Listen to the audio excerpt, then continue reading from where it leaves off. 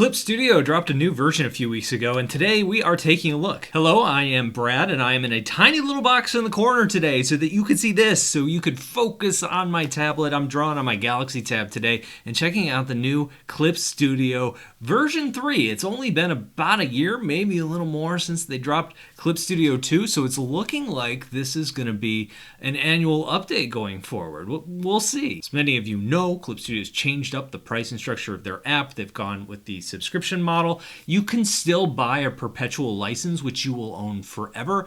The pricing structure is a little bit confusing, but what's important to know is if you pay for the subscription, you'll get updates as they come. If you don't, you're just buying a perpetual license and you're buying the software that you get as is. So if you buy version 3, you get all these features, but any features they come up with a month, 2 months, 3 months from now, you do not get. Also, Clip Studio is available on PCs and Macs. That's kind of where the perpetual license comes in. It's also available on Android tablets like this, and it's available on iPads. For those, you do need to pay a subscription. It's a different subscription price. Like I said, it's confusing. Not going to rehash it, so let's just get to these features. Now, confession time. I have not kept up on every little feature that Clip Studio has released between version 2 and version 3 this year.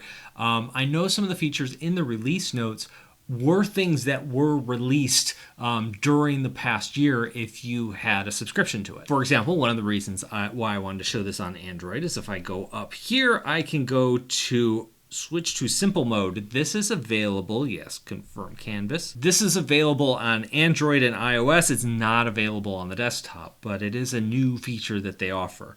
And in simple mode, I've covered this before on this channel, and I've used it in a lot of my Android drawing videos because I love it. What it does is it takes a lot of the extra features and things like that you may not use like a lot when you're drawing, and it just kind of takes those away. You can still get to them on the tablet, but this just has like your brush, your eraser, your move tool, your layers, some of those things that you may need.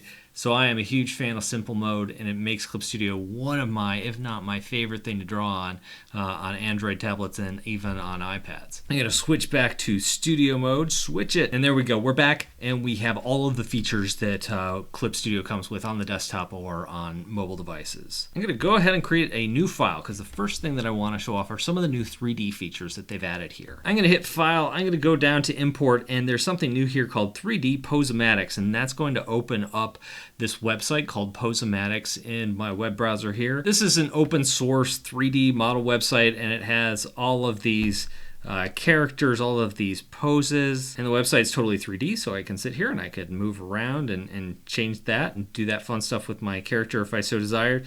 Underneath here, it's probably hard to see on the camera, there's a little open button with the Clip Studio icon, so I'm going to go ahead and hit that. It's going to bring up this dialog and say, do you want to open this? And I'm going to say, yeah, let's open it. And from here, I can choose if I want a male or female body. I'm going to tap male because I already have it downloaded. I'm going to hit OK, and hopefully it'll pull it in, and there we go.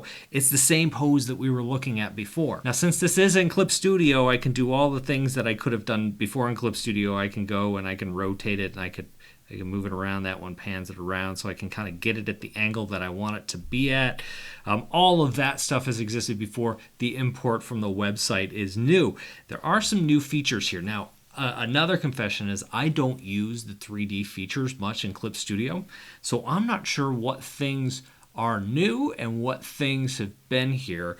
So a few of these things, if you've seen them before, don't worry about it. But this panel seems to have been changed, redesigned, updated, and this is your sub detail tool. And this lets me like change the height of my model. I can make it really tall. I can change the height to body ratio, which does some funky things, like it can make the head really huge, that sort of thing.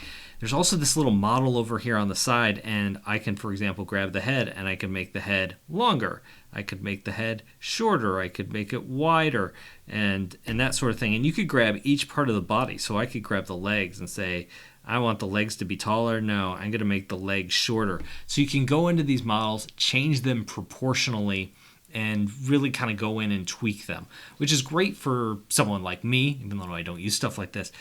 As a cartoonist who tends to have larger heads, these models are kind of neat, but if I wanted to use that as a reference, my bodies tend to be like 3-4 heads high instead of the normal 8 or whatever it is. So now I can go in and kind of tweak that, play with it a little bit, with these models. Another thing you could do, I'm not going to do it here, is that you could go in and you could link 3D objects together. So like before, say this man had an angry raccoon in his hand that he was holding.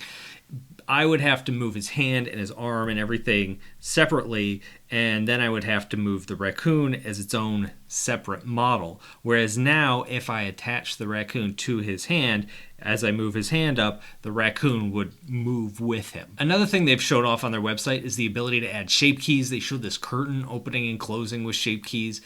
That's kind of cool. That's really advanced, far more advanced than anything I've ever played with, but it's kind of neat to see them implementing those sorts of things. And VTubers, great news for you guys. You can now import your VTuber files, your 3D avatar files. What are those called? They're called VRM files, directly into Clip Studio. Work on them here. You can also use 3D materials to express detail, textures for drawings. They've added some other things like new filters for normal maps and that sort of thing. Before we get to the next part, super quick, a little self-promotion. When I started taking online art courses, I quickly found myself way in over my head. It was like jumping from elementary school straight into college. I needed something that was in between that. My Learn to Draw in 60 Days course is that middle step that goes over the basics of drawing so you can jump into more advanced tutorials and courses with confidence. To learn more about that course and my other ones, go to bradsartschool.com. There's also a new feature called Layer Comps. Now this is only available in the EX version of Clip Studio. You get to it by going to Window, there's Layer Properties and Layer Comps, but what it allows you to do is create a composition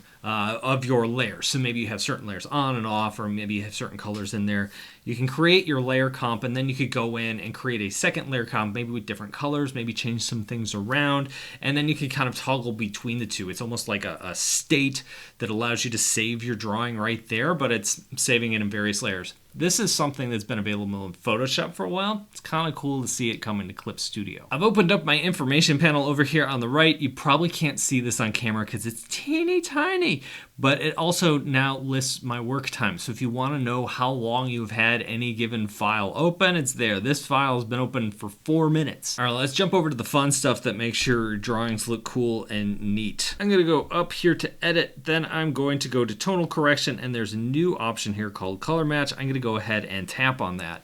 It's bringing up a series of images, and what it's doing is it's taking those images, the colors from those images, and it's applying it to the current illustration that you have pulled up, or at least the current layers that you have pulled up. So as I tap on each illustration, it's grabbing that color palette and it's moving it around. And I thought, hey, it would be kind of neat, since this Mario is very, very red, that maybe I open up a drawing of Luigi and I bring it into this color profile and I see how good is it at swapping colors. And unfortunately, it's not that great. I mean, obviously it gets the green, but the image is really, really red. I thought, wouldn't it be cool if it pulled like that background green color and could like intelligently understand that? I don't think that's what it's doing. It's just like finding that color filter and applying it to it. I am not a fan of what it's doing here, and I haven't figured out a way to really like change it to do what it's doing. It looks like it's just basically setting a color layer on top of your entire illustration, which I could kind of do myself if I wanted to and play with the transparency a little bit. There are some options here. You could even go into gradients and grab different gradients and try some things, but generally, neat idea, but probably not something I'm going to use. There are some other filter options this year that I do think are kind of cool. Maybe I'll use. There's one that I really like. I'm going to go to Filter, Distort, and then where is it? No, I'm going to go Effect and Chromatic Aberration. Now this is similar to some of the effects you see in the recent animated Spider-Verse movies. Right now this is set at lateral, which means it's taking like the RGB or CMYK layers and it's separating them out and moving them. So if I change the intensity here, you can see all of those colors like moving apart. This is definitely CMYK, not RGB. Right now it's set to lateral, so it's moving them up and down, but I can also set it to radial, and so the center is not too blurred, but as you move out from the center, you're getting that chromatic aberration effect. That's kind of cool. Down, make it less intense. Move it up, make it more intense. down. So hopefully that the camera picks that up. There's some other filters here as well. We'll go back to filter effect, and there's like a pencil drawing filter. Nick, you can adjust like the hatch strength. You can just show the outlines. Let's go ahead and do that so you can see that. So this just loads your pencil outlines. Since this is a like thick ink outline drawing, the pencil lines are a little bit weird, but you kind of get the idea.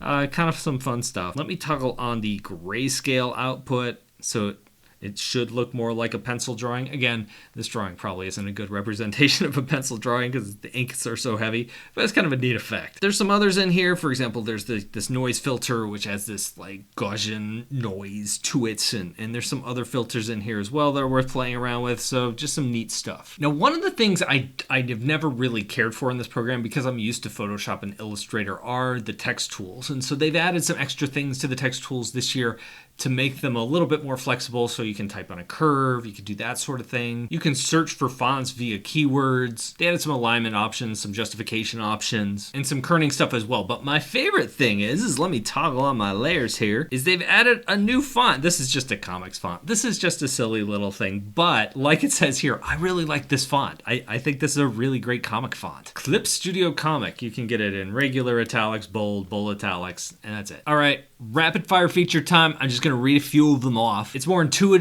to add and delete layers within the animation section. The audio tracking on animation is way better, so now as you scrub across the timeline, you can also hear the audio. That's a big addition. You can export animated GIFs with a transparent background. When exporting images, you can now add a watermark to that image. Time-lapse file size is up to 80% smaller. So that is the new Clip Studio version 3. Those are the new features. Again, they're just going to be rolling features out for subscribers probably on a regular basis, just like they have in the past year. I'm curious to see what they do. What I would like to see are better cloud save features. I use this on the desktop. I use this here on my iPad or my Galaxy tablet in this case. So I'm often going between things, and for me it's a little bit clunky because if I create a new file, I have to then go back to like the file system and say upload this file, and then I have to go to my computer and I say download this file. It'd be great if this was just automatically done like it is in Google Drive, or you know, if it's saved to like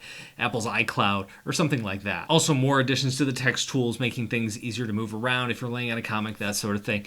But that's just my wish list. What do you think? What is it on your wish list? Which would you like to see included in the next version? Let me know down below in the comments. Thank you all for watching, and I'll talk to you in a couple.